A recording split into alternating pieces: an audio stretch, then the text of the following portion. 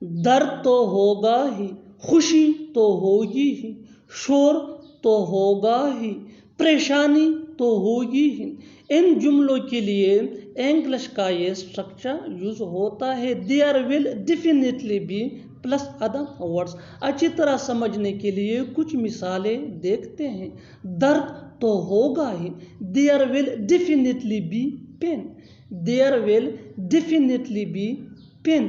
خوشی تو ہوگی ہی، there will definitely be happiness, there will definitely be happiness. شور تو ہوگا ہی، there will definitely be noise, there will definitely be noise. بالکل فارمولے کو ہم سٹیپ بائی سٹیپ فالو کر رہے ہیں۔ آپ بھی اس فارمولے کے بیس پہ ایسے جملے بنا سکتے ہیں انگریزی زبان میں آسانی سے۔ That can be really helpful for you. One more example for better understanding. پریشانی تو ہوگی ہی، there will definitely be trouble، there will definitely be trouble۔ اور آخر میں یہ سینٹنس آپ کے لیے کامن سیکشن میں اس کا جواب ضرور دینا۔ یہاں اسکول تو ہوگا ہی، یہاں اسکول تو ہوگا ہی۔ Subscribe to English Fairs for more advanced English sentence structure. Thanks, man.